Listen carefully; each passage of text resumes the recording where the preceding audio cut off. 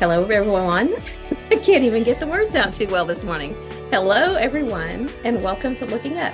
You could just start off the day by laughing at me, okay? Because I can't get the words out. Welcome to Looking Up. We're glad that you're here with us. I'm Carla Moore, and I'm one of your hosts, and with me is Kathy Pollard, your other host. I'm in Denver right now, sitting in my office at the Bear Valley Bible Institute, and Kathy is in her home in Bowling Green, Kentucky, and we just enjoy these chats that we get to have every week, and we call it a podcast, but really we're just sitting here having a conversation. So we're having fun, and it's good to see your face. And are we still on baby watch? Yes, we are still on baby watch. Her due date is this Friday, the 18th. So today's what is today?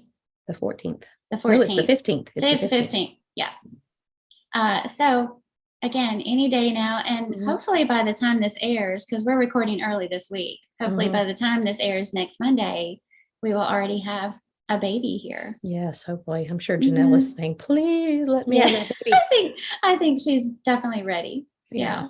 Well, I'm glad you mentioned that you're in your office, because I've been checking out the bookshelves behind you and being all nosy. And for whoever is watching on YouTube, they're probably doing the same thing, kind of leaning in. What's she got on her shelves there? What she got? Our fat poster is right there.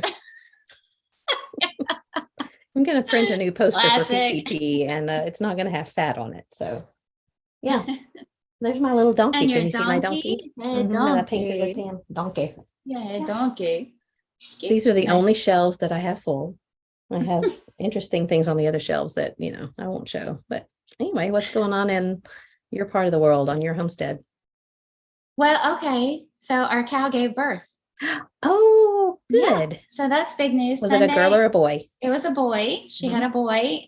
Sunday morning, she gave birth. So not this weekend, but next weekend, Lord willing, we'll get to bring her and couple of babies onto our farm. So it's very real. And Jeremy said to us Sunday night, "Are y'all ready?" I was like, "No."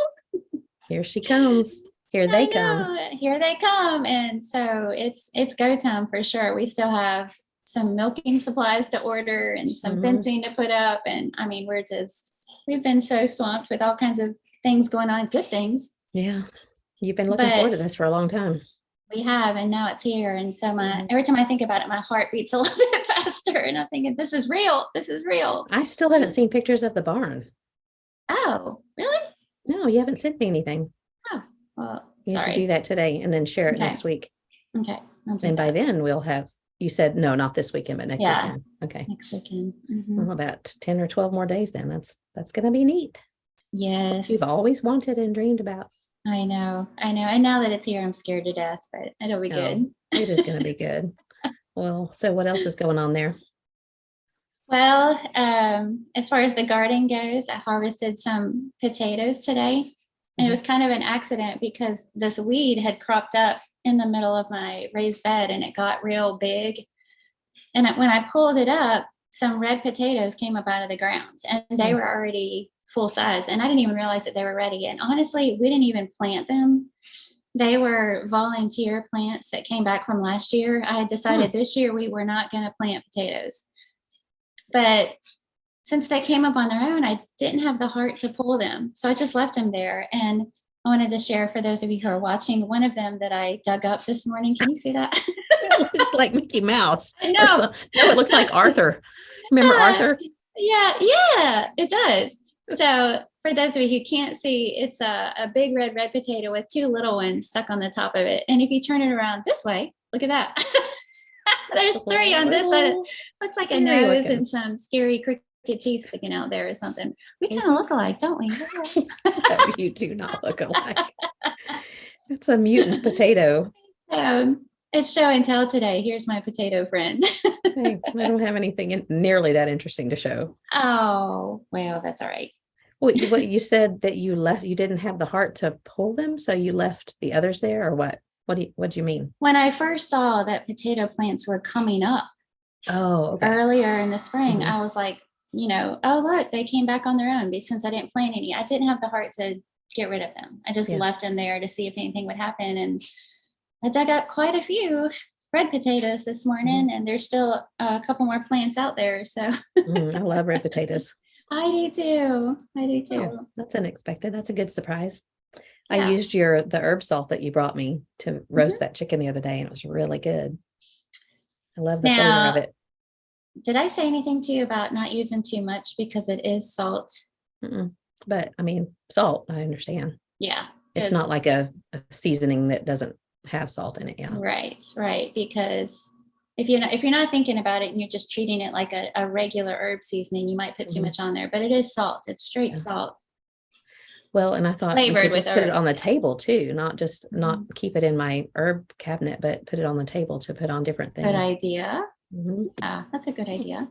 Well, the other thing I have to show you, since it's show and tell today, Okay. we had Into the Word class last night, and I made lemon poppy seed cookies. Hmm. So I've had lemon poppy seed muffins Chicken. and lemon poppy seed chicken Uh-huh. and lemon poppy seed loaf, but I've never had cookies. And I found this recipe, and they turned out really cute. Can you see that? Oh, Like, yeah. you can see all the poppy seeds in it, and it's got lemon zest and fresh Mm. lemon juice and I would this love those. little glaze on the top. Yeah. Yum. So anyway, they turned out pretty good. Okay, well, since we're having show and tell, All right. interestingly enough, talking about lemon, it's not going to look very nice, but Paige Waddell made a delicious lemon. Actually, Jace, I think, made it, but it's lemon pound cake. Oh, yum. She had made it for the picnic that we had last Sunday, and I didn't get any of it. John had a piece, and he told me it was amazing, and he said, you need to get that recipe and all those things. So when we had this past Sunday night, had the new member get together, she made it, or she brought another one. Then she told me that Jace made it, and he's a talented baker. But I grabbed a piece and put it in a Ziploc bag because I didn't figure I'd get one later. And I had a fourth of it on Sunday and a fourth of it yesterday. I'll have a fourth of it today, and again, finish it off tomorrow. Because I mean, it's amazing. It's moist. You are very disciplined. Well, sometimes, but you're it's a eating treat. one slice of cake over 4 days. Mm-hmm. Well, That's impressive. It's really heavy and rich, so it makes one bite of it it's not enough. I would rather eat the whole piece. I could eat the whole cake, but yeah, it's just a treat. And if John doesn't find out that it's in my drawer, he'll come in here and eat it. But this won't come out until next week, so it'll be gone by then. That's right. Somehow we both shared something lemony today. It's a theme. Yeah. Well, I didn't even think about it because it's just sitting in my drawer until you said you had lemon cookies. So I love lemon on anything. I do too. Savory or sweet. Mm-hmm. Yeah, you shared that recipe with us several years ago. Had rice and chicken and broccoli and fresh lemon all over it. Yeah, it's so good. So simple, but that lemon makes all the difference. And I tend to, if I make chicken salad, I'll cut up a lemon, and then every bite I'm squeezing the lemon on top of it. Maybe more than some people want, but I like that fresh lemon flavor on each bite. Yeah, one of the little kids at Into the Word last night, Grant, he's very small, so it's okay. But he took a bite of it and he made a face and he said, "It's sour." Yeah. Gave it back to his mom. Like, no thanks. The cookie, yeah. Oh, so it's tart. Yeah, I didn't think it was that tart, but I guess it is. Tart is good for me. I like it. Me too. Good. You might have to share that recipe then. Yeah. Does my shirt look like a pajama shirt? Can you see that? Slightly. In fact, when we first got on, I thought, I know she's not still in her pajamas, but you did think it was a pajama shirt? See, I haven't worn this out. I thought it looked similar to one, but I knew you wouldn't be wearing your pajamas to record. No, I wouldn't. But I found this shirt in TJ Maxx. And when I first found it, I thought it was adorable. It's, for those of you not watching, it's got like zebras and palm trees on it. And I love the colors. Kind of like toile. Yeah, I love the colors. And I tried it on and it fit great and everything. But ever since I brought it home and I try and put it with an outfit, it looks like a pajama shirt, no matter what I pair it with. If I pair it with jeans or a khaki, shorts or a skirt or something, it always looks like I'm wearing a pajama top with real clothes. So Kathy got half dressed today. So I thought I'll try it just with recording the podcast and see how that works, because you can't see any other fabric with it. But since you wondered if I was wearing a pajama shirt, then that's also a fail. No, I didn't wonder. I knew you weren't, but it did cross my mind. It looked a little bit like pajama top. Rats. I don't wear pajamas like that though. I don't wear buttons on pajamas. You don't? No, Hmm. because it's just uncomfortable. Oh. We probably shouldn't talk about pajamas. What would you like to talk about? Well, the kind that we like to wear. Let's just not go there because we could devolve into something that we shouldn't say. And we don't want to be boorish. No boorish and immaturity here. Maturity. Yeah. So ask me if I thrifted something. Oh yes. Have you thrifted anything this week, I Carla? did. What? I found a knife. Have you ever, I don't know if I'm saying this right, but Hinkle's knives. H-E-N-C-K. I don't know what you're talking about. Well, the knife block that has knives in it, you know, that like steak knives and well, there's a brand and I've seen them lots of times called Hinkles. Like I said, Okay. I don't know if I'm saying it right. Henkels. Okay. And I see the blocks all the time at Goodwill because people take the knives out of them and they maybe don't want to store them in the block.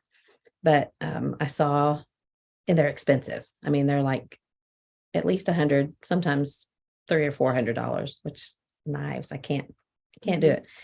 Anyway, so I picked it up because it still had knives in it. But a lot of times, like any other thing at Goodwill, like if you see a box that has a Keurig in it, you think, oh, it's a new Keurig. And you open it up and it's their old Keurig that they put in there when they took the new one out, you know.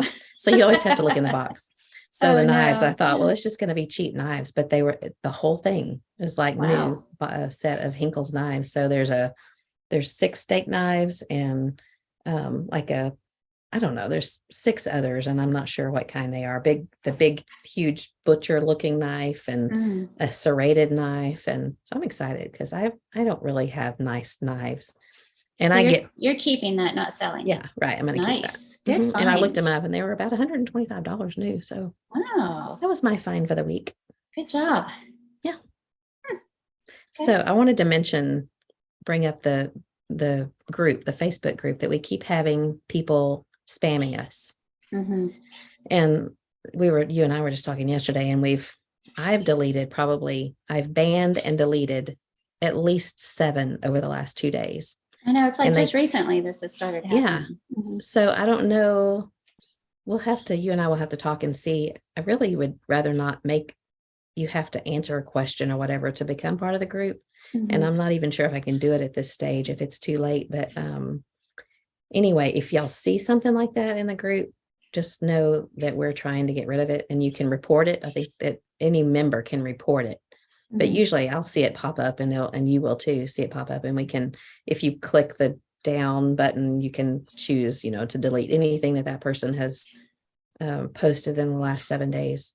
It's just really annoying that people don't just get an honest job. And I know, I think that it's spam. It's not even a real person. It's just some bot somewhere that is ruining things. Did we talk about the whole Coliseum thing and not being able to get tickets? I know you and I have, but did we talk about it on here? Yeah, I don't remember if we talked about that on here or not. So part of our cruise excursions in October there's a pre-cruise excursion in Rome. And part of the Rome trip is going to the Coliseum. And anyone can go to the Coliseum grounds. You can walk around the outside of it, but you can't get inside it unless you have a ticket or a ticket. And yeah, skip the line ticket. So we heard from our guy in Italy. Well, he actually lives in Israel, but he does a lot of work in Italy. And they have this huge problem now. It's the same thing that happened with the whole Taylor Swift concert thing a couple months ago, where they've got these computer programs set up to just swoop in as soon as the tickets are available for sale. These bots, whatever that means, computer bots are buying all of the tickets and then they resell them for like 2 or 3 times more than what you could get them for from the original seller. And the original seller is not too disturbed by it because they're selling all of their tickets. So the whatever you want to call it, the burden of selling is now shifted to the person that's bought them. And so apparently our friend there said that it's the Italian mafia that's behind some of this. Oh dear. Yeah. So we don't want to mess with them, but we also want to get inside the Coliseum. But I think that's happening in every place, and all these AI issues and computer issues and stuff. It's a whole new world. So Yeah, the imagine that's first happening here time too. that started popping up in the group, I thought, who is that? What are Mhm. they talking about? Yeah. So I've heard Because some it people didn't dawn say, on me that it was spammy, yeah, and yeah. hmm, Well, Timu, however you say it. Do you know anybody that's successfully bought anything from them? mm-mm. It's like a big Amazon or something, but it's in China. And so I don't really, I've not tried and I'm not going to, but I'm curious if there Mhm. has been anybody successfully buy anything from them. So anyway, long story short, if you see any of that stuff, if y'all see things pop up in the group, report it and we'll do what we can to get rid of it and not have, I just don't want to worry about Yeah, being spammed in the group. I know it. We're trying to just keep looking up here. Yeah. And we're trying to tell everybody to look up, but now we're having to say, look down at your computer and report this Yeah, bad stuff. or get out. Yeah. Well, what else is going on in your world? Well, we are going to the Kentucky State Fair Oh, fun. this Saturday. Mhm. So, Funnel cake. hopefully Yeah. all the good food. I love fair food. I have to not eat between now and then. Yeah. Just enjoy it. Yeah, it'll be fun. And Kennedy Waddell is going to show her cows, and so we'll get to watch her do that. And Good. yeah, I haven't been there yet. It's in Louisville. How far is that? A couple hours. hmm Oh, that's right. hmm We went through there at some point. Well, that'll be fun. Have a piece of funnel cake with extra powdered sugar on it for me. I will be happy to do that for you. And let me know how it is. I will. Well, I went over to Katie Balance's yesterday. Hadn't seen her since we've been back, and she made me the best coffee I've ever had. What? And it was amazing. What It's was so iced special? coffee. Oh, It was, I had to write, I don't know if this is exactly the way she would title it, but it was a shaken brown sugar oat milk iced espresso. yum. It was so good. And I wasn't really expecting to like it that much because I've never had oat milk and I don't honestly even know what oat milk is. hmm I didn't know you could milk an oat, but so she put some brown sugar in the bottom of a glass and then she brewed an espresso. She has one of those, the kind that you have to pack it down in the puck and brew it. So it was a little bit of coffee, strong coffee. And then she poured that over the brown sugar and then she put a little ice in it and shook it. I don't know why, I guess to dissolve the sugar in there. And then she poured oat milk in it. And then she put more ice in it. And it was so good.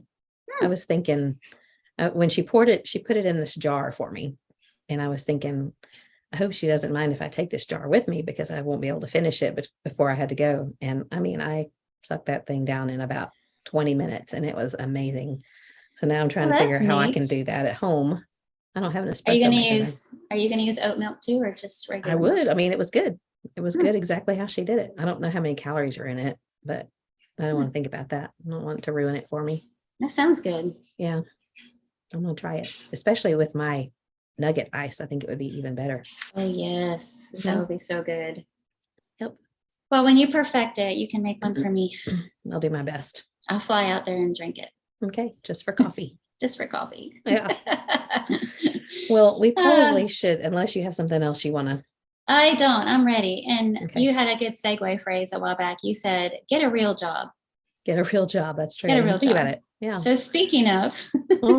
Speaking of getting a real job, this topic, it's something that I think will be especially interesting maybe to young moms who are home with their kids.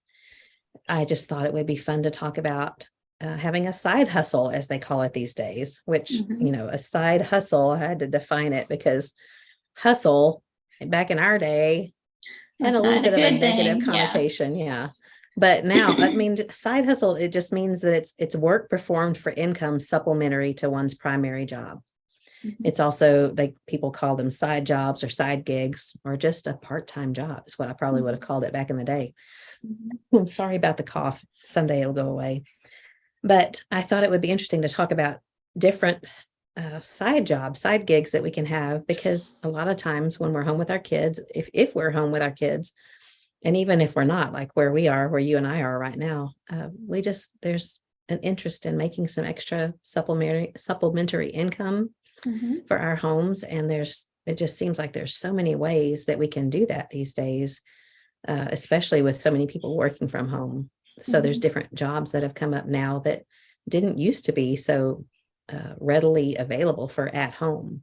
So I thought it would be kind of fun and maybe informative to talk about this. And next week in the group, when this airs, we can open it up and have some ideas from other people of what kind of jobs they're doing to make some I'm already extra looking money. forward to that. You've done quite a few things through the years, haven't you? I mean, I know about you sell things that you've thrifted, and that's just from what I've heard, the things that you found and what you've been able to sell them for, that's been pretty profitable. It has at times. And I think that I probably could have kept better records as far as knowing, what, and I did for a while, what I spent, what the fees were that were associated with selling, how much the shipping costs. Of course, the buyer pays shipping normally, but Packaging. One of the things I didn't think about, and we'll talk about this a little bit more in depth probably later in the podcast, but what about the things that you don't sell? So here you've spent maybe $10 on something and you didn't sell it. And so if you've bought, just for example, if you've bought 10 things for $10 each, you spent $100 and you get really excited because you sell one thing for $100, but you've got 9 things that you haven't sold, then you really haven't made any money. So, you kind of have to have a spreadsheet and keep track of your expenses and things. So see what your actual profit is. Yeah. Okay. Which businesses do that all the time, cost of goods and reports and things like that. But we'll talk about that a little bit more later, I think. Yeah, I've had lots of jobs when the boys were little, like when they were little bitty. In particular, I remember when I think Jordan was about 3 and Jake would have been 1 or maybe a little older than that. I babysat a lot. I kept one little girl for, I don't know, at least a year, maybe more. It must have been a couple of years because I kept her little brother when he was born for a while. Her name was Alyssa and Jake called her Wissa. So we still call her Wissa when I see her. But that was an easy way to make a little extra money and not be able to not have to go anywhere. She would bring her to me every day and I was home anyway. So that's something that I did. I also, there was a time period where I cleaned a bank. We lived in Dripping Springs. There's a Wells Fargo, and I think it's always been Wells Fargo. It may have been something else earlier, but I don't even remember how I got the contact, but a man called one day and asked, it wasn't just random, it was a friend of a friend, but he asked if I would be interested in cleaning the Wells Fargo and after hours. So I could go anytime after like 5 until about 7 the next morning. And I didn't really want to go at 5 because family stuff was going on then. But I would go down there around 9 o'clock and spend a couple of hours like every other day. And I would vacuum. It was I didn't like going there at night by myself too much. That would be a little scary. Yeah. I mean, it was Dripping Springs, so it wasn't like super scary area. But I would vacuum and clean the bathrooms and empty the trash. And it was kind of fun going behind the counters and seeing some of the behind the scenes stuff and wash the windows and things like that. So I made some extra money I did that for a couple of years. I did bookkeeping for a while and I could do that from home because I had QuickBooks on my computer. I did some editing and layout work when John was co-editor of Gospel Journal. I helped with some of the layout for that, proofreading. I've just done some numerous things like that have made a little money along the way, and I enjoyed it. So have you done anything like that? Not really. I did Mary Kay. I sold Mary Kay for about a year. And at the very end of it, when I checked everything, I did keep records and all that stuff. I broke even.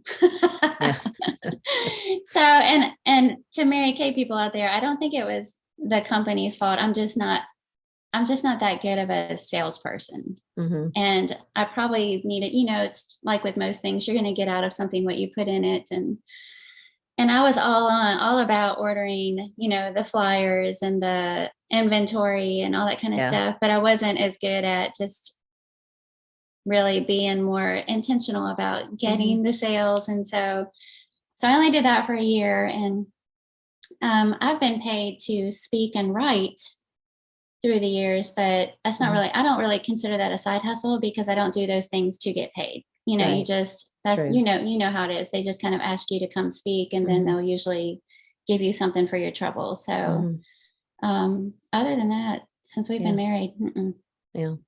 Well, I thought about, but our daughters-in-law have mm-hmm, had lots of different side gigs over the years. Erin, back before they had Jackson, she and her mom owned an embroidery shop. It's called Stitches and Such, and it was monograms and embroidery and heat press, and it was a lot of fun. I worked with them for maybe 3 or 4 years. I'd go down there every Tuesday and Thursday. So this was like 20, I want to say 2012 until 2016, something like that for me. And they had a little longer on either end, and mm-hmm. lots of fun. And we'd go to market. That was lots of fun. Have you ever been to market for No. buying? Mm-mm. So Mm-mm. they have, so you order things, you don't take them home that day, obviously, because you're ordering for your shop, but you go and you see all of the things that are going to be coming out in the fall, and then you can order them. But they also have a cash and carry area that it's a lot of like cheap jewelry and scarves and I mean, it's a whole warehouse full of stuff, Wow. and like bows for little girls. And Mm-hmm. so we would take big bags, and they would buy 25 of them for $1 each, and then maybe sell them for $4 or $5. And so cash and carry was fun too, because you got to take it home. Anyway, I digress. That was market. I know a lot of people have done that before, but Erin, she also had, for a while, she did a bridal show. So this is right after she and Jordan got married, and she's one of the most organized people in the whole wide world, and she has lists and spreadsheets and keeps excellent records. Mm-hmm. So this bridal show, she arranged to rent out, convention center. This was in New Braunfels, so it was about, I don't know, 30 minutes south of San Marcos, where they lived at the time.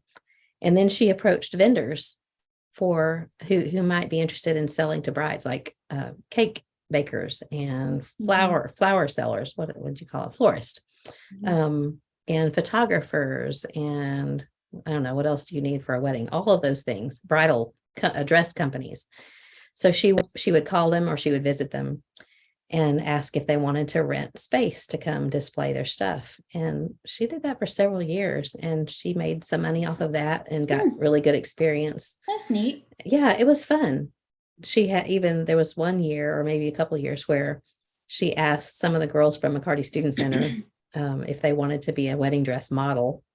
So they had kind of a style show, a dress show at this bridal show. That was fun. I had forgotten Mm-hmm. about that until I asked her about it, and she reminded me that she had done that. So that was one of the things she did. She's also done an online teaching academy. VIP Kids is what it's called. And there's lots of different ones. So online, she would be teaching kids in other countries.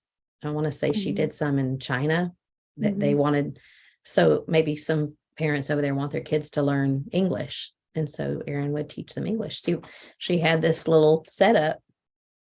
If I remember right, it was just in the corner of her kitchen or dining room. And she had little charts hanging up behind her, and her computer in front of her. Mm-hmm. And sometimes it would be in the middle of the night, I was going to or ask what like, time of day she yeah, had to do that. Yeah. like 3 or 4 or 5 in the morning, because it's different time over there, Mm-hmm. obviously. So she taught in this VIP Kids, and I know lots of women that have done that.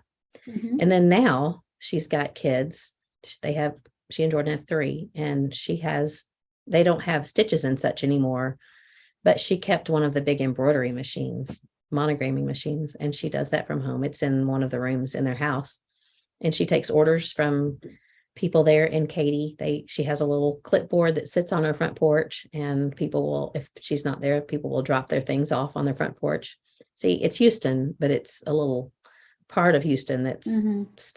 it's Old Town Katy. It still feels like an old fashioned little community. It's really neat. So they'll drop their things off, and they fill out their little order form on the clipboard, and she'll do it for them.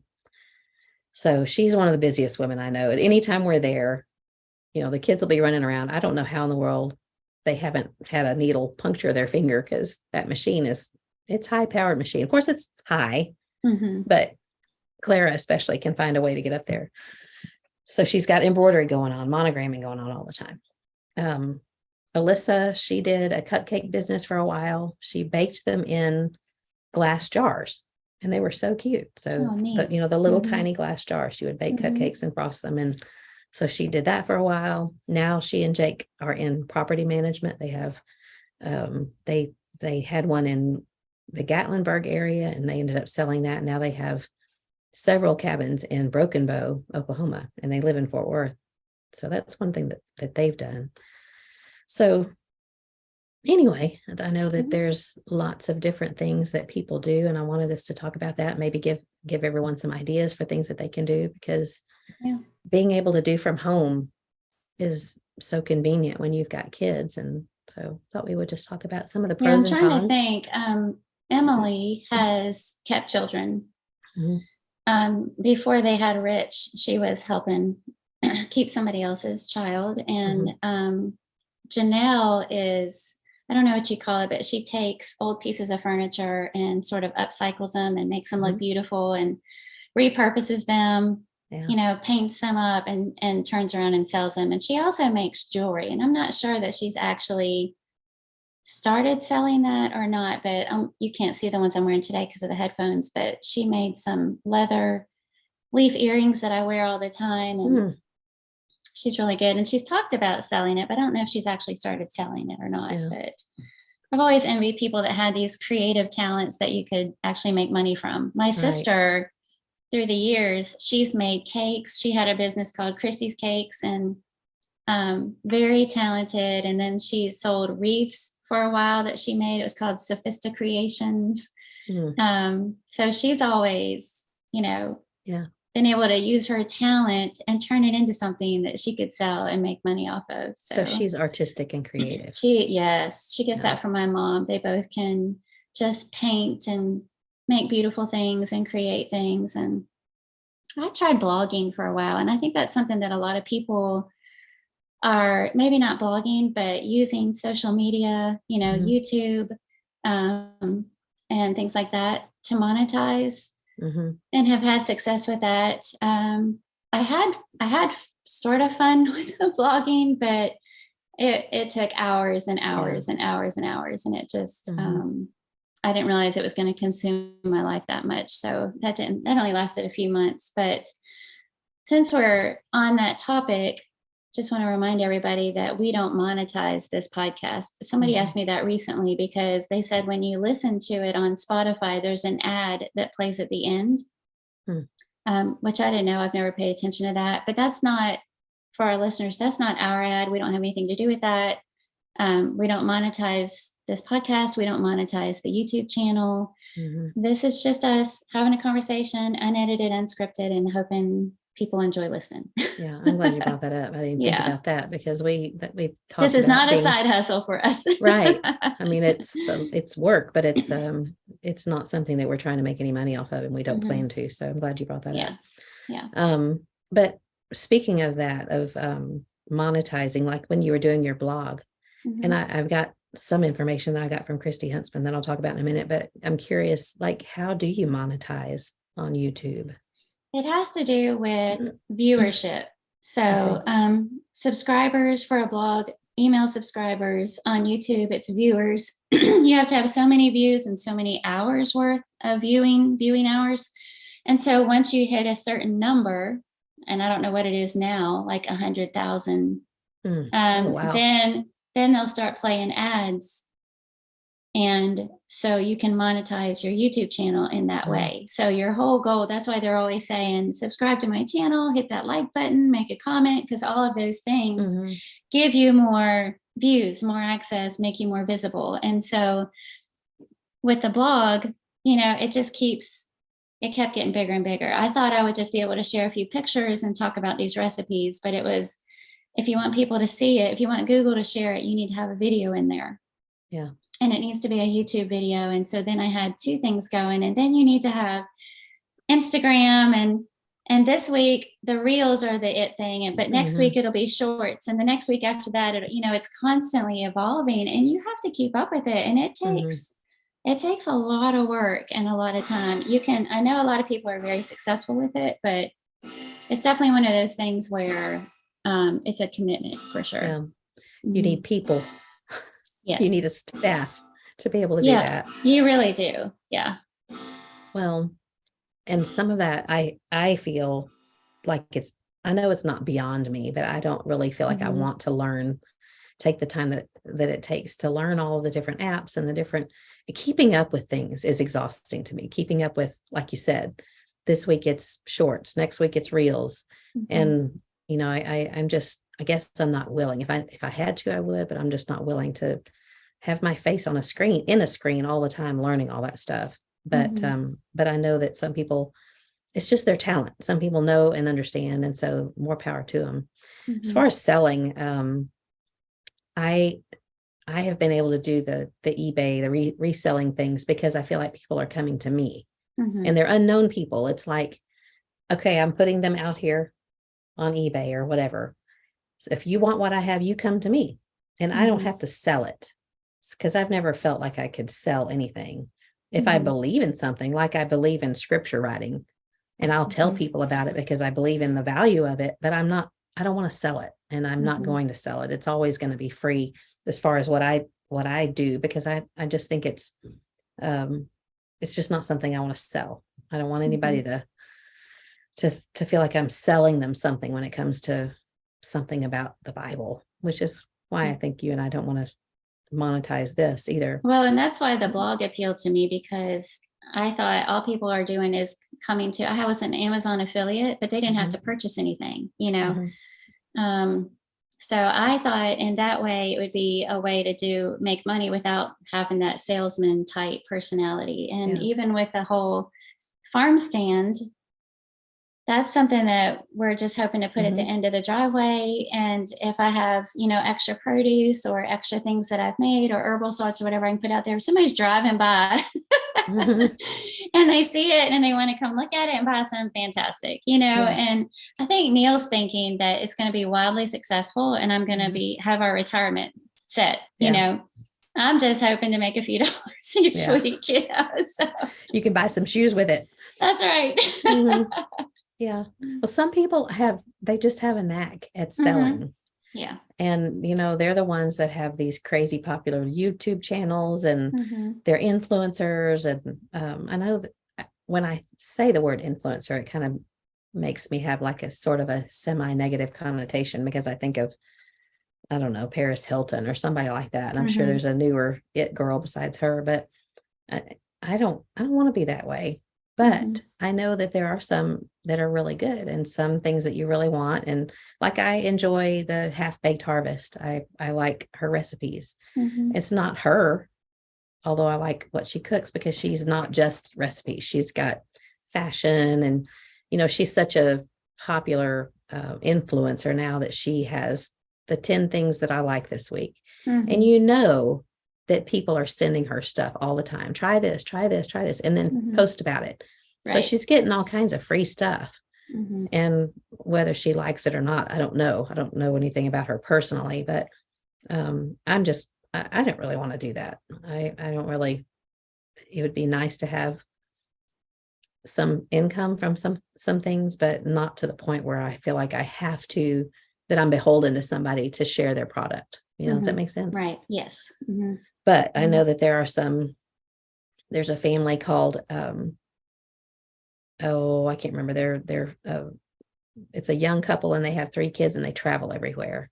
And I don't know where I got somebody recommend that I follow them. And so I see occasionally they take their kids everywhere and they I don't even know if they have a home anymore. They have all these different places that they spend a month or two here or there. And I'm sure that they're supported by that.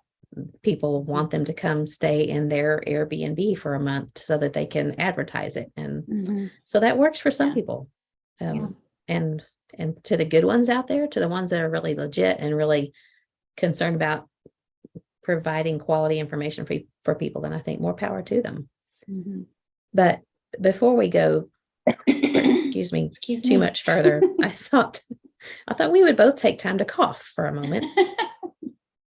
It's just this time of year is weird for these coughs to be hanging Hmm. around. So I guess it's just new way of life, because this is summertime and usually I'm not coughing. But anyway, I thought we'd talk just a little bit about Titus 2 and being keepers at home and what that means, because I think that for some, and I want to be very careful how I say it, because I know that some people have some pretty strong opinions about that being a keeper at home means that you don't work outside the home. If you're, well, I think a lot of people think if you're a mom, it's wrong to work outside the home.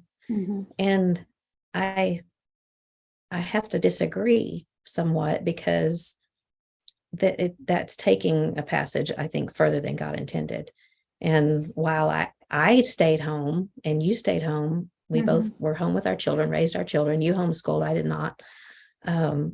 I still feel like I feel like it's the best, in some ways, because you want to spend all that time with your kids. You have a limited amount of time. God's put these children in your home for a reason, and you're to raise them and to teach them about God and help them to be the kind of human beings that God wants them to be. So that's sobering to me. Yes, we are to be keepers at home for sure. But the passage, and you jump in here too, but this passage isn't just to moms, it's to women. So if we want to hold that to moms, but not women, I think that's taking the passage. It's adding to what God said. Right.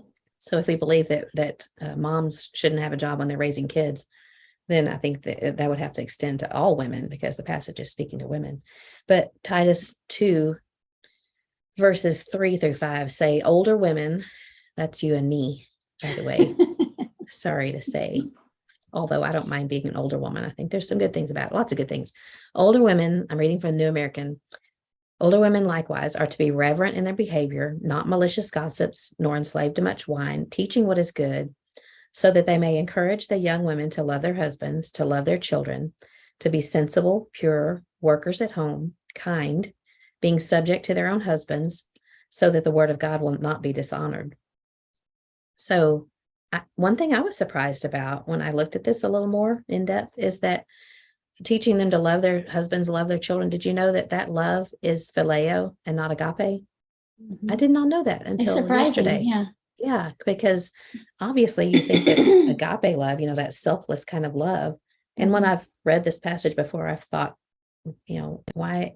I know that there are some women out there that really need to be taught, because it doesn't come naturally. Maybe they've had a harder time growing up, and so they have to be taught how to love their family. But that tends to come naturally. But phileo love is more of a friendship and an affection kind of love. So I thought that was really interesting. Yeah, we've talked about this before, but it's like when Neil says, do you love me? Yes. And then he'll say, but do you like me? Yeah.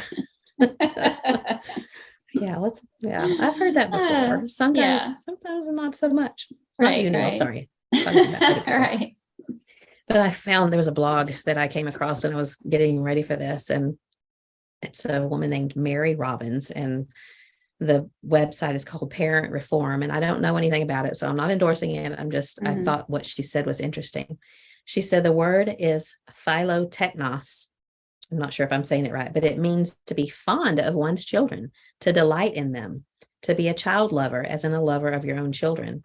Comes from two Greek words, phileo and teknon. So phileo, having a strong affinity or preference, or loving, or having someone that's beloved.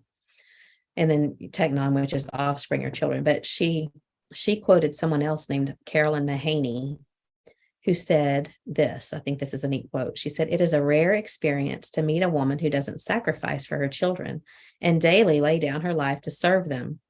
We are good at that kind of love. What is rare is a woman who delights in her children, takes pleasure in them. She loves being a mother. She relates to them with a tender, warm affection. Aren't there days where if someone was observing what was going on at our house, they would see an unhappy, irritated, exasperated mom, yet all the while sacrificing for her family, doing the homeschooling, doing the laundry, cooking the meals? It's loving our children and husband with tender, affectionate love amidst all the sacrifice that is harder for us to achieve." That is so good. Isn't it? That is so, it takes it beyond duty. You're not playing the martyr. You're not duty bound. You're doing it because you delight in them. Exactly. And I hate to admit it, but there were times that I did not delight in my children. I loved them, always loved them. Yeah. But when you're riding in the car and they're screaming and toy throwing and, he touched me. That That's kind of not very stuff. delightful. Is that what No, you're saying? it's not. That's not It's delightful. not. But I just thought that was so interesting. That's kind of a side note because, we're talking about side jobs here, but I just thought it was Such so a interesting. valuable point because when somebody delights in something, Mhm. it comes across in their demeanor and how they talk about it and how they talk to the people in their home, how you talk to your husband, how you talk to your children and about them, just like, not to trivialize it, but just like gardening. I'm looking Mhm. outside the window at our raised beds. I delight in that, but it's still hard work. Mhm. There are things that I don't care for. I hate weeding. Ugh. And you just turn your back and But you have on your it. little Turn your hory-hory that you can. yes, I do. And it's always there. It always needs attention. It's not fun. There are things I don't like bugs. I don't like poison ivy. There are lots of things about it that can be drudgery, Mhm. but I still delight in it because of so many good things in the end product and I enjoy it. And that comes across typically if somebody asks me about it, they can tell Mhm. that that's an interest of mine and that I delight in it because of my demeanor when I'm talking about it. Yeah. And when I'm talking about it, I'm not focusing on all the bad things. And I Mhm. think it's kind of the same in our homes, to love our husband and our children. That's something that's going to come across in our demeanor and Mhm. how we talk about it, how we talk to them, from drudgery and duty to delight and Yeah. love. And this is an honor and a beautiful thing to be a part of, a privilege. Yeah. Well, that Doesn't quote mean was it's not hard and that there are right. things that, Yeah. aren't fun about it.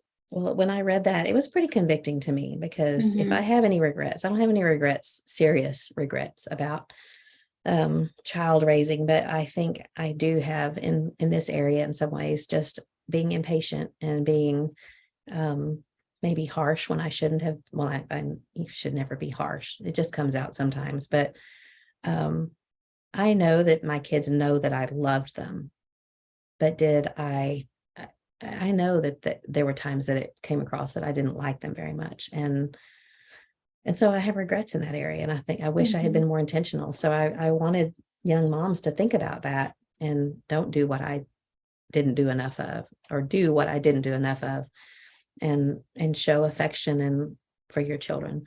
I also I was wanted to just bring up, reading. Go go ahead. ahead. No, you I go was ahead because just I'm reading changing. this chapter in the book that I told you in a previous podcast that I found, Sally Clarkson's The Life-Giving Table. Mhm. And by the way, I'm so glad I have it. It is so good. I highly recommend it. But this chapter that I just read, before I even knew what we were going to be talking about, she was talking about having joy in the home and how sometimes we find that very hard to accomplish because there's always something going on that needs addressed. Mhm. And I'm sorry, excuse me. Just give us a big cough.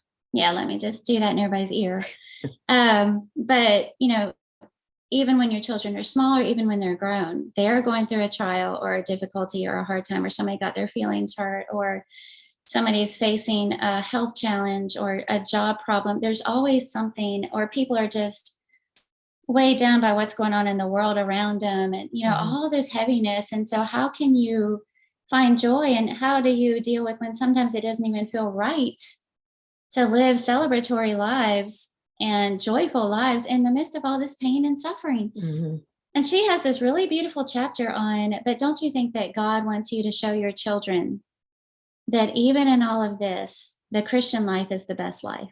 Mhm. And she said, when your children are going through things, and listen to them and empathize with them or sympathize with them, number one. Number two, remind them of God's promises to always be with them. You don't always have to come up with the answer for the wise, Mhm. but remind them of God's promise to always be with them. And then number three, take their mind off of it by putting on something good. And she Yeah. said, take them to their favorite coffee shop, order in a pizza and watch a movie, or go out to the woods and take a walk and, say, let's go get a hot cocoa or whatever. And she said, Mhm. more often than not, just remembering God's goodness helps them feel like we're going to get through this. Yeah. And I thought that was so good. And isn't that true in our own homes, that we Mhm. can control that environment? I think that's a little bit of a sidetrack there, but Well, I think is very relevant. And I remember being taught that our home needs to be a tornado shelter Mm-hmm. where when our kids come home, they know that it's a safe place. Mm-hmm. And I think I mentioned a little bit last week when we were talking about, interview stuff, that I there's a wall that all of us kind of have to put up when we're away from home, just to protect our inner selves from people that are wanting to take advantage of us.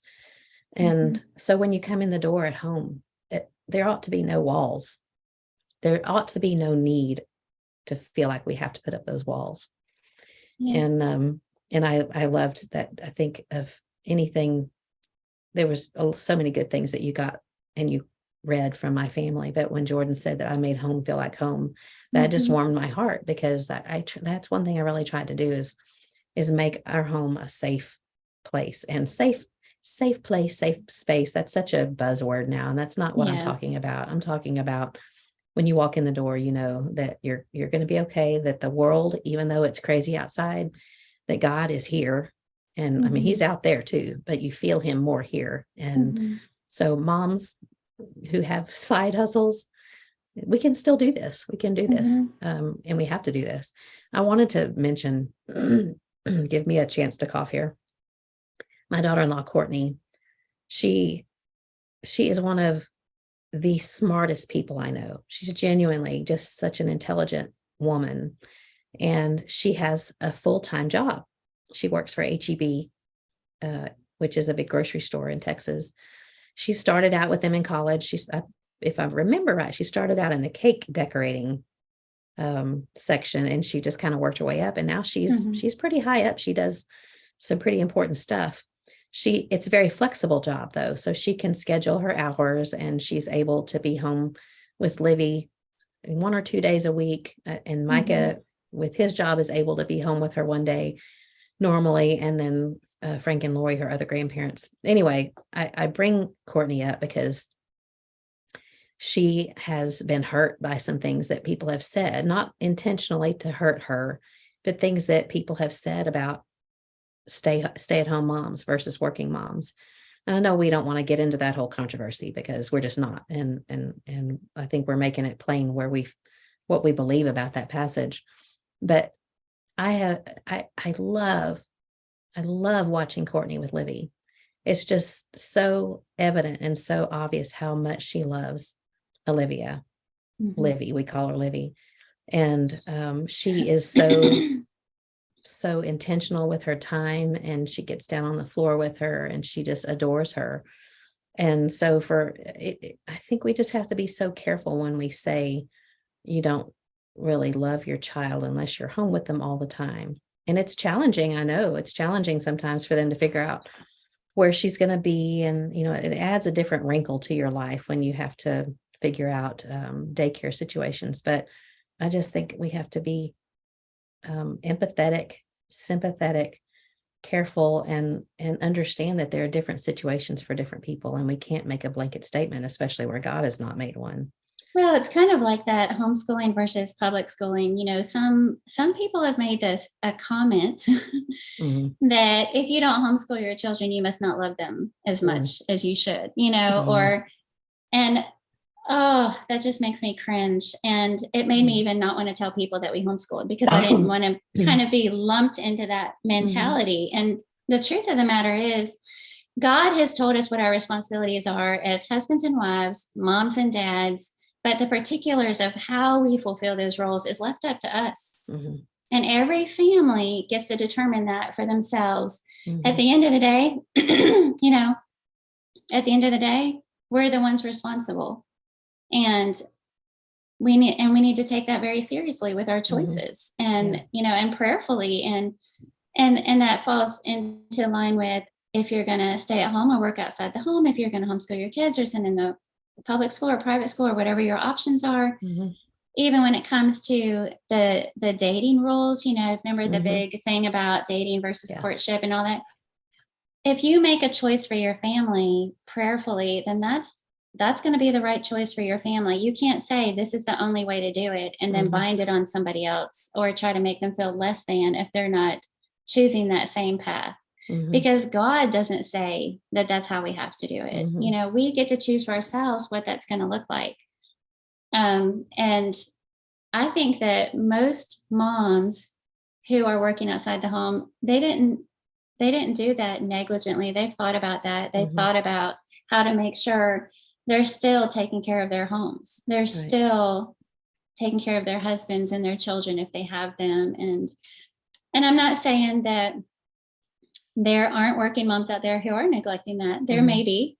Yeah. I also believe that there are some stay-at-home moms who are neglecting to be keepers at home. Exactly. You know, Mhm. you, regardless of the choices that you've made, you can still neglect that just as easily Mhm. by being a stay-at-home mom. You can stay on your phone all the time and Exactly. go shopping all the time and watch TV or whatever it is, you Mhm. know, but I just think we need to be careful. The command is there and it's to be taken seriously, but how we fulfill that is left up to each individual family. So well said. Thank And you. I remember when you and I first got to know each other, and I was almost a little afraid to tell you that our boys were in public school, because it has a negative connotation sometimes, Mhm. and for a good reason in a lot of cases.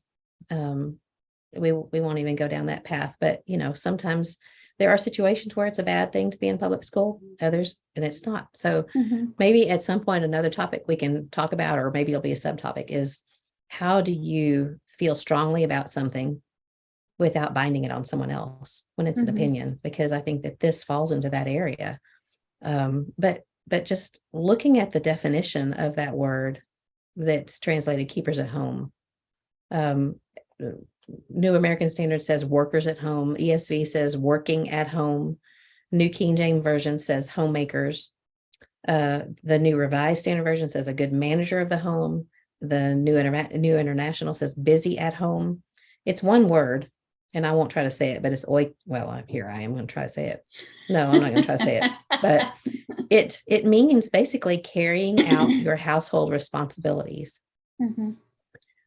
It means organizing and managing and being a worker in your home.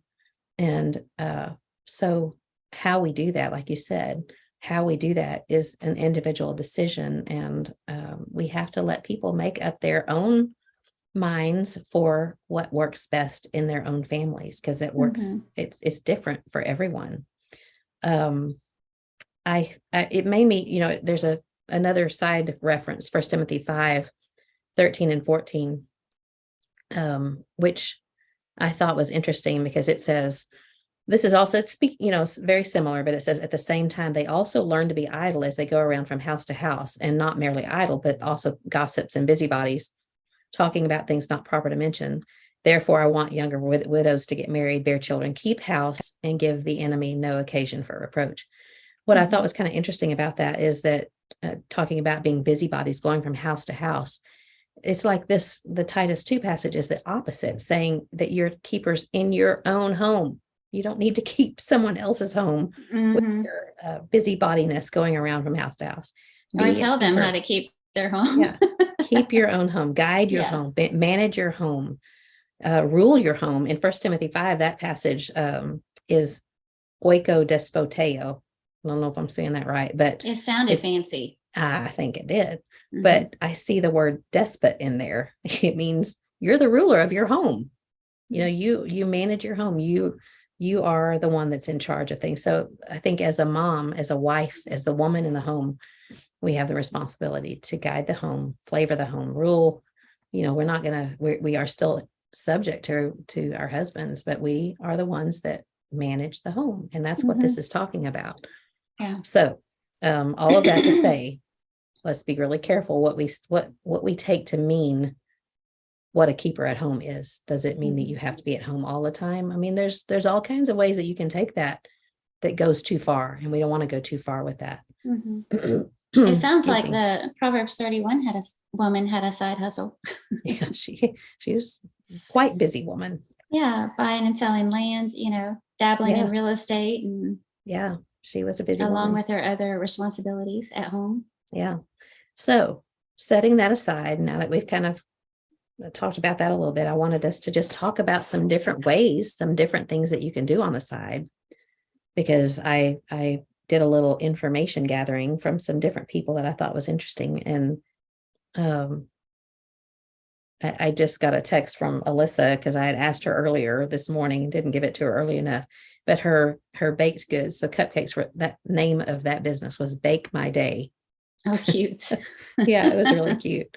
She did videography. I forgot about this. They are very, very talented with videos. Jordan is an excellent videographer too. Mhm. But they would film weddings and put them together in this little montage, which, basically is a modern day photo album because, you and I have probably some cheesy 1980s or you were 90s wedding photos. Remember those pictures where the bride and groom were standing with their heads looking down and the wedding part, the church building is below. Do you remember what I'm talking about? Oh, yes. Yeah. So anyway, they did some of that. So Jake and Alyssa with the real estate, she says, and I probably should read by myself before I read it. But anyway, she said it was a family time decision. It's an industry that allows flexibility with family on your terms for the most part, which is the lane we wanted to be in as we raise kids this season of life. She mentions that you can flip real estate. You can do house flipping if you're talented in that area. Short-term rentals, which is what they do. Long-term rentals, which is a thing. You can rent out your home, you buy a home somewhere, invest in a home and rent it out for unlimited amount of time, which is basically letting someone else make the mortgage payment for you. You can learn to be a realtor, do property management. So that's some of the things they've done. So just to list out some of the things that I thought of, and then I'll elaborate on some others. There's answering phones and messaging companies where you are at home, but your phone rings and you take messages for a doctor or for a realtor or for, I'm trying to think especially I think medical businesses, you're taking messages and you pass them on to the office and they take care of it from there. But you're kind of the middleman for answering phones. There's things like cosmetology. I heard one of our new woman students, she's only 18. Her name is Chloe. She married Seth Pierman, but she is a licensed cosmetologist. So she went to, I believe, a trade school and at only 18 years old. And I think about how you could do this. I don't know the legalities, but My could mom provide. did that. Really? So do you know more about it? Like the legalities involved or? No, but I just remember that, my dad was a preacher. She went to cosmetology school and then so that she could cut hair. Yeah. So, but that's something that we're always going to need because you're not ever going to have an AI bot that's cutting your hair. Maybe. Yeah. It's going to be one of those machines that wheels up behind you and comes down over your head and then it's gone. Yeah. You just type in the style you want, the cutting style you want. Yeah. But I thought, that's a great thing because you could do that from home. People could come, it would be, you'd have to do a lot of research and be careful. Or you could go and provide that service for people who are housebound. I just started thinking about how that would be something that people who are interested in doing hair, nails, makeup, whatever, could do that on the side. Bailey Jones is talking about doing that as well. There's data entry. That is a big thing now that people do from home. When I looked into, when I Googled side hustle, a lot of things that came up, freelancing was the number one on every list that I looked at. And I'm not even sure what that means. I know that you can consult. You might do graphic design. Do you know anything about freelancing, what you might do? Editing, writing. Editing what? Other people's blogs or advertisements or business models or just all kinds of things like that. So editing means like checking spelling, or is it more than that? Sometimes it's just proofing and sometimes it's here's our information. We want you to write the descriptive paragraph about it. Stuff like that. Okay. All right. That makes sense. So freelancing is a big thing, which you can do at home. I mentioned that Erin had done VIP Kid, but there's online tutoring. There's so many different companies that you can do that with, and you can do it here in the States, overseas. So I think next week when we air this, we can maybe include some information about that. especially if you have a degree in education, if you're a teacher and you're home with your kids, that would be a great way to make some money. You can do dog walking and dog sitting. And I think this is a huge thing now. People are so into their pets. And if someone has a job, full-time job, and they're outside the home, they need someone to come take their dog on a walk, just get them out of the house and entertain their dog. So I think, or even farm sitting, yeah, because people with, homesteading is growing more and more, and people want to go on vacation and then want to leave, but they need somebody to come over and take care of their animals while they're gone. yeah. Yeah. I know my nephew does a lot of house sitting, and that's a big deal too. And sometimes he could literally all summer go from house to house sitting for people. So that's a good idea. There's photography. I think about Heather Jones has a pretty successful photography business. Jordan does this.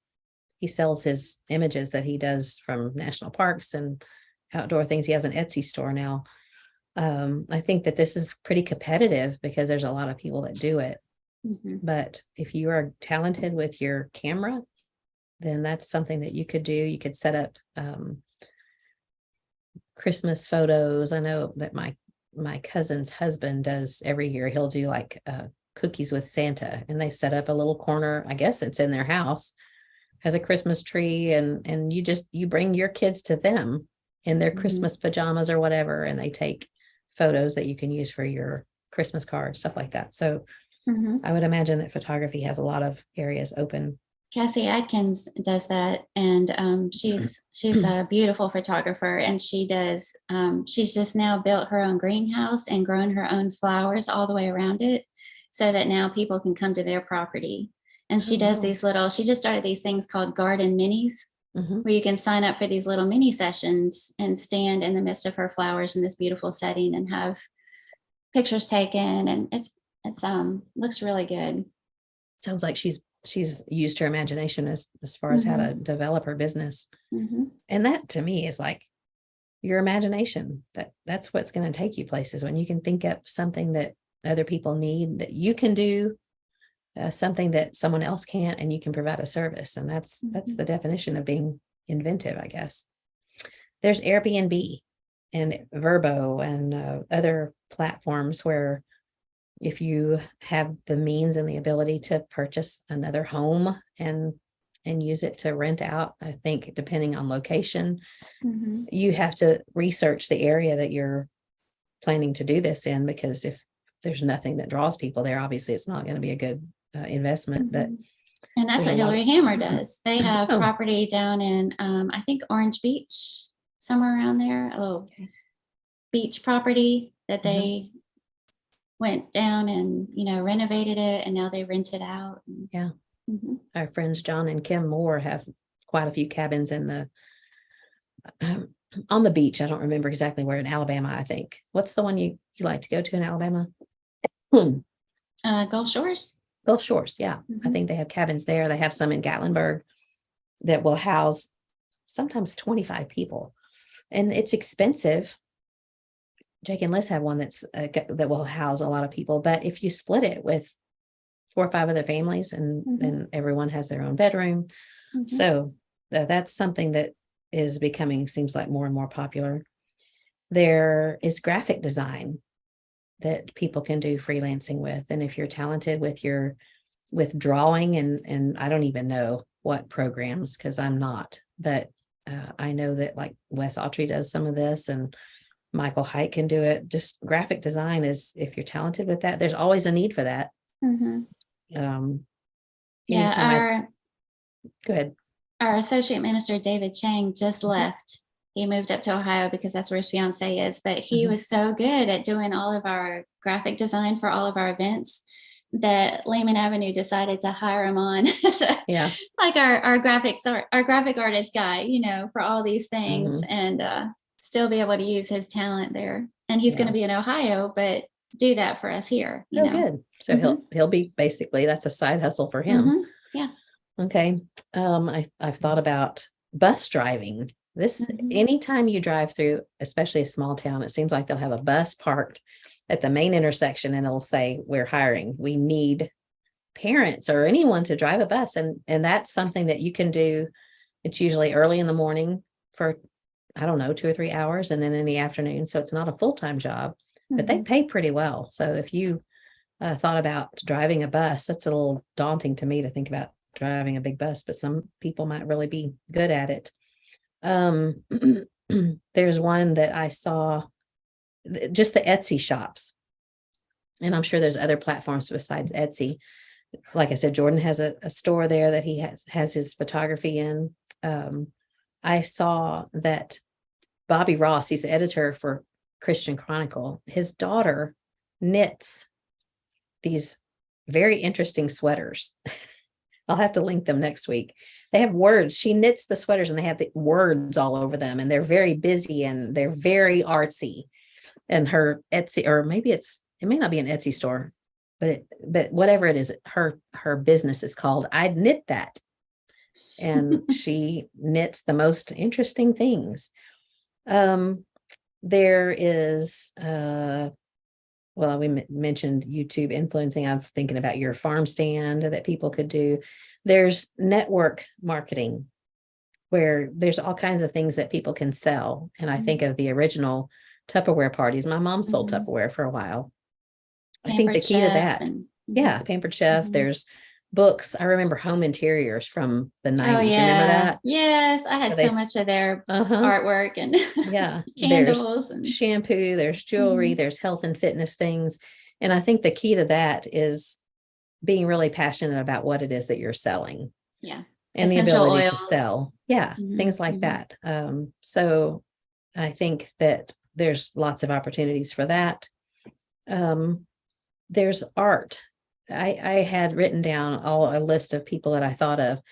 Paige Waddell, That's the first person I thought of. excuse me, we talked about this actually a few days ago. She does watercolors of people's homes. Mhm. And I don't know, she's got a job. She works for a nursery here in town and doesn't have as much time. So I'm not 100% sure she's still doing it as often.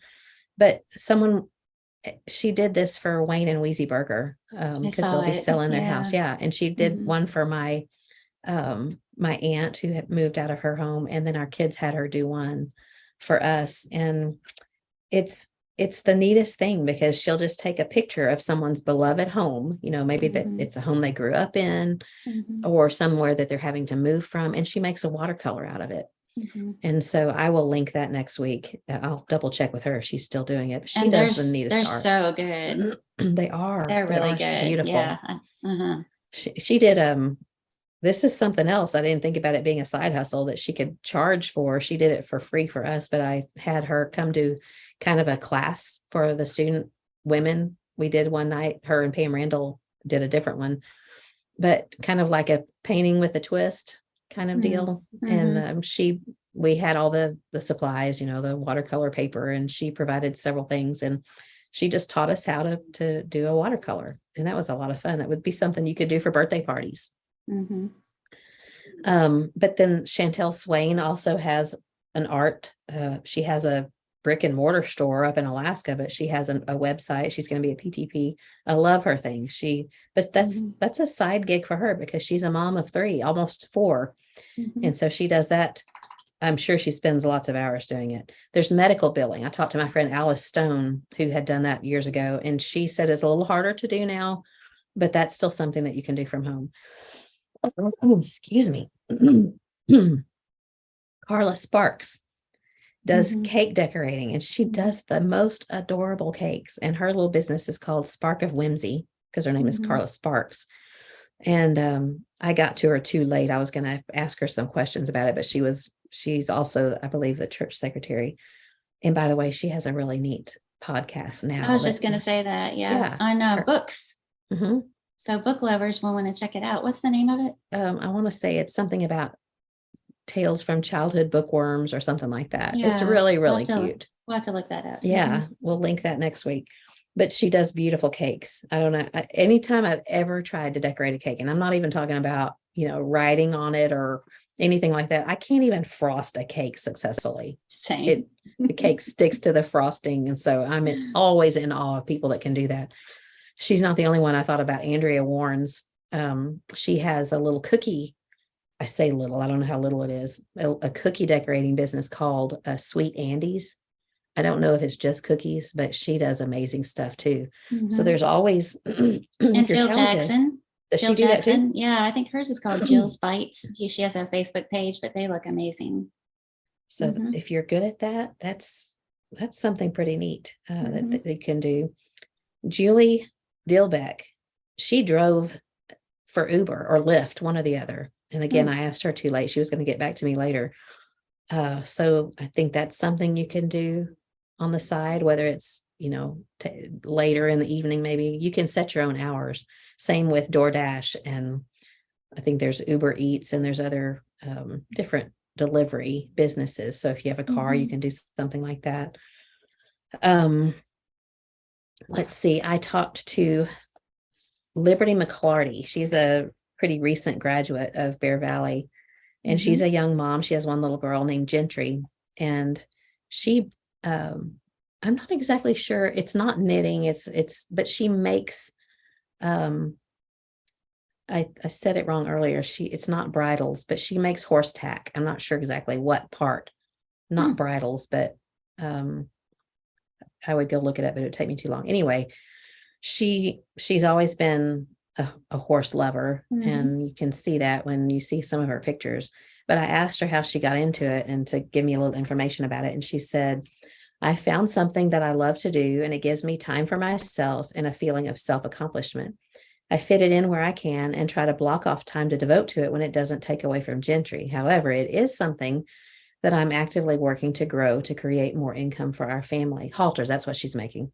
I started making halters to keep me in the horse business while I'm in my mama era, but hope to grow the Liberty brand to more things that will involve our family as a whole. So she's got a vision of some things that she wants to do. Yeah, that's perfect for her. Yeah, it is. And then Michaela Aiken, she's a current student. She started making braided jewelry, which is really cute. She's got an Instagram called Braided with Love 23. And by the way, Liberty's is called Liberty Tack, Liberty.tack. But Michaela said, I would say, first, it's just something I enjoy doing, and it's something that I can step away from at any time. So I'm not having to sit down for hours at a time to do this, but maybe 10 or 20 minutes here and there. I really don't spend that much time on it. It's not something I'm trying to pursue, just something I enjoy. And if someone would like one, then I can do it. But I try to get up early in the mornings or during nap time, so I'm not taking all my time away from the boys when they're up. She's got 3 little boys. Mm. There would also be times I would work on it while they're up and just tell them I'm taking a few minutes to myself to make this bracelet. I think it's important for them to know it's okay for mommy to take a couple minutes away from them and do something, whether that's studying, working out, or maybe a side job. Mhm. So that's Michaela Aiken. I also talked to my niece, Lauren, and I've mentioned her lots of times on here because she's a bigger thrifter reseller than I ever was. She sells on Poshmark and Mercari and eBay. I think she does most of her business on Poshmark, and she does it at a level I never got to. She says, I started reselling because I was looking for something to do after I had Kaysen, and I had previously started reselling a little bit just from going to Dirt Cheap and finding cute Opal House threshold stuff for really cheap. So if you don't know what Dirt Cheap is, do y'all have one around there? I don't think so. It's just it's a kind of a thrift store, but it's a store, and they get a lot of goods from other businesses that are maybe overstock or Okay. returns or whatever. So We they have get a similar ton. stores. Yeah. Okay. So they have a ton of Target things.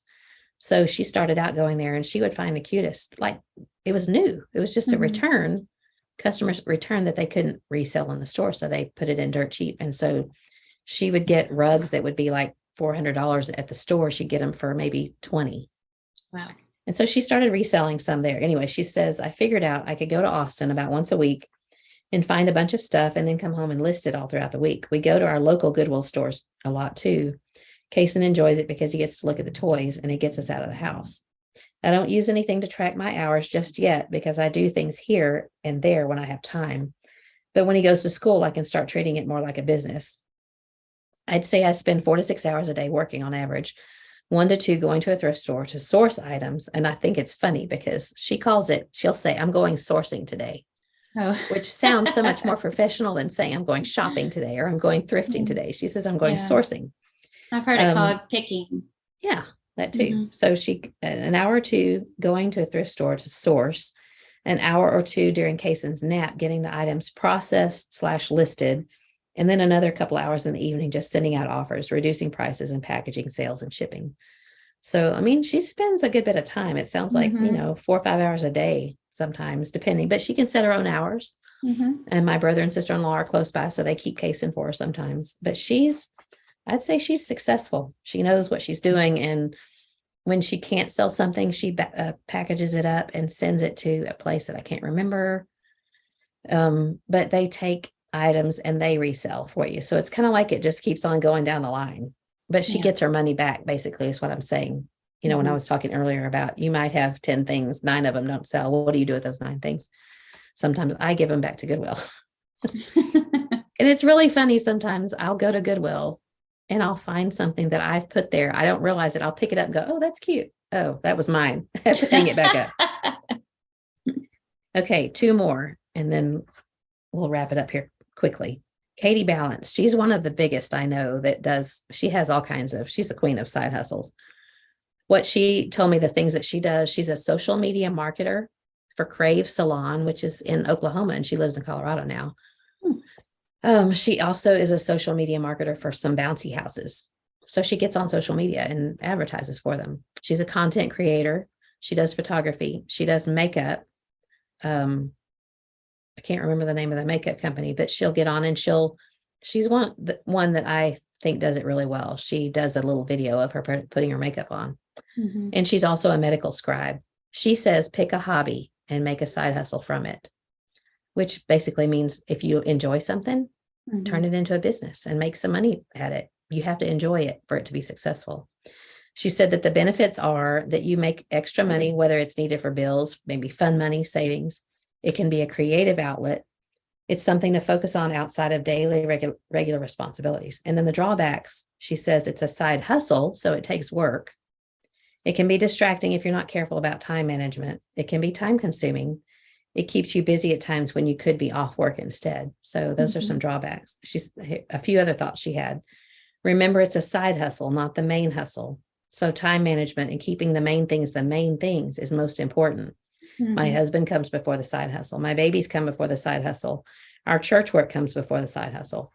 I was talking to her, FaceTiming with her on the phone this morning, actually, while she was telling me these things.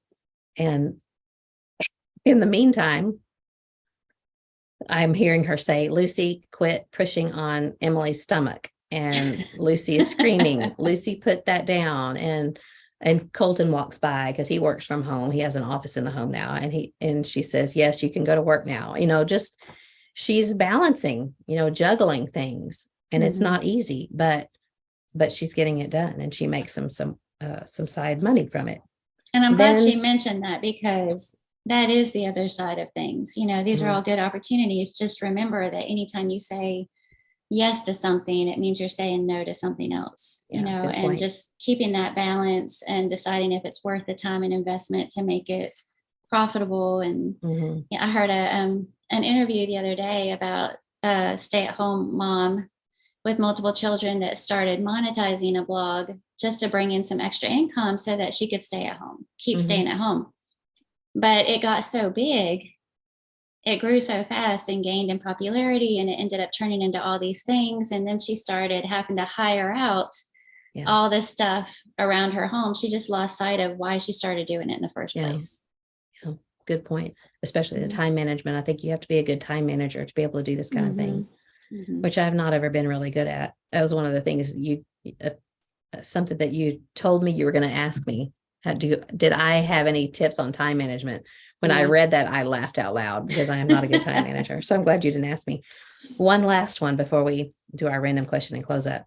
Christy Huntsman has a monetized blog, and it's called From the Roots Up. And it's just the neatest thing. It's a homesteading blog. And this is what she told me. She said, we decided when we were building this house, it would be a great time to start a channel.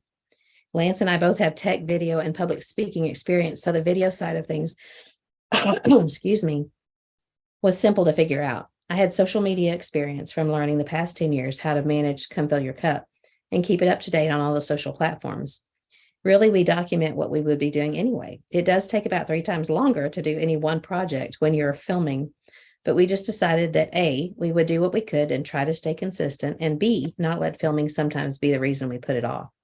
That has worked well in giving us balance. Our purpose in doing it is severalfold. First, it's such a fun thing that our whole family works on together. We spend a ton of time together working on projects, and it's so much fun documenting some of those things, even if no one else ever sees them. Another aspect is the training it gives our girls. They're learning so many skills, both in front of and behind the camera, that will serve them well when and if they look for jobs themselves.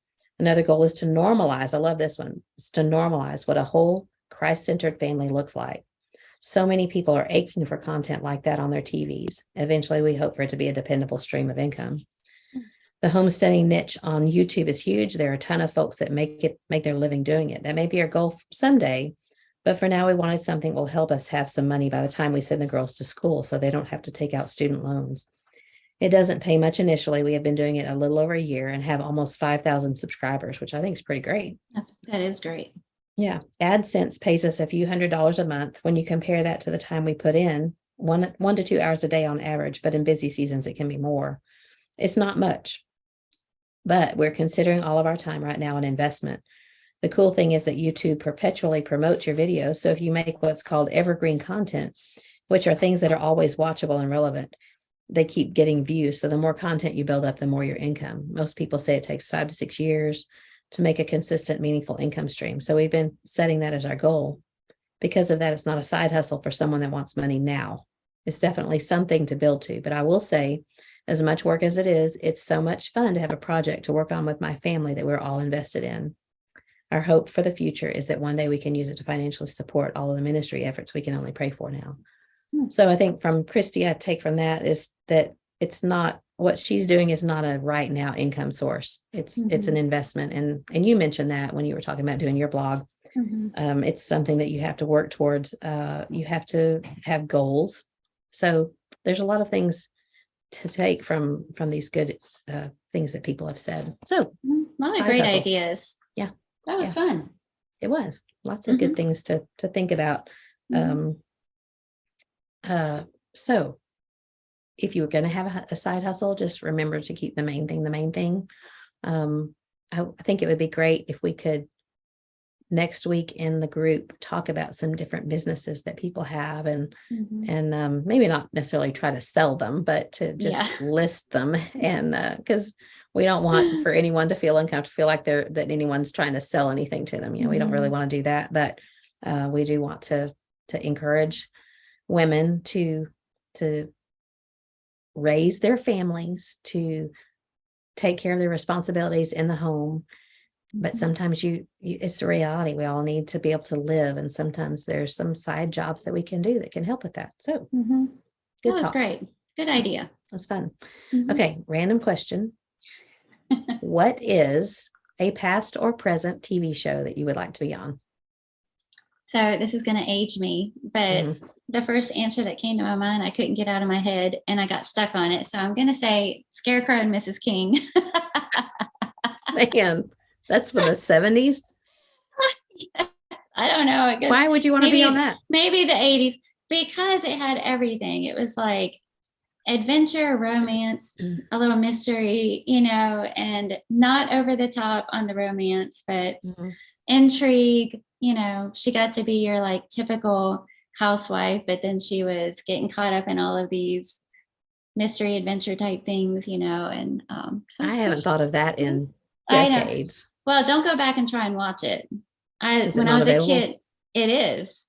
Oh. It is. But when I was a kid, I loved it. It was one of my favorite shows. And now going back and trying to watch it, it's pretty cheesy. Cheesy. It's so cheesy. It's like MacGyver. I used to love MacGyver. And then I went back and watched the original, not the new one. I went back and watched it and I was like, what? Yeah. I thought that was good.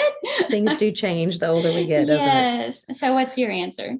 Well, I had a hard time tossing up between, like you said, the first thing that popped into my mind and I had to stick with it was Brady Bunch, just because it was, they were a fun family and they were always going and doing fun things and, going to Hawaii and finding a little tiki doll thing that, it's just, it was a fun, innocent kind of time and having 3 brothers and 3 sisters would have been fun. I guess I pictured myself living right in the middle of them. I loved their house. I thought it was the Yeah. coolest house. That They had a staircase. housekeeper. Yeah. They had an Alice. And they were all in the same, like the girls had their room, all 3 of them, and the boys had their room. And I don't know but it was a toss up between that and Gilligan's Island, because Gilligan's Island was fun too, but I didn't want to be stuck on a desert island. So I'll toss that one out. I named my Roomba Alice because that's the closest I'll ever get to having a housekeeper. But that would be a fun question for the group, is ask everybody else the same question. What TV show would you want to be in? Yeah, that was a fun one. Okay, well, John has a follow-up eye appointment that we've got to leave for, so we'll wrap this up. But I loved the conversation and always love your perspective on things and your good sense in dealing with things. So I think this will be very helpful for especially some younger moms, like you mentioned. I hope so. So that's what we want it to be. We always want to encourage women to look up and to remember what our main purpose is and what our main goal is, and that's getting our families to heaven. And so hopefully some of these things will be helpful along the way. So also, I like your talk. Thanks. Thank you. All right. Well, I enjoyed it, and until next time, keep looking up. All right. Love you. Bye.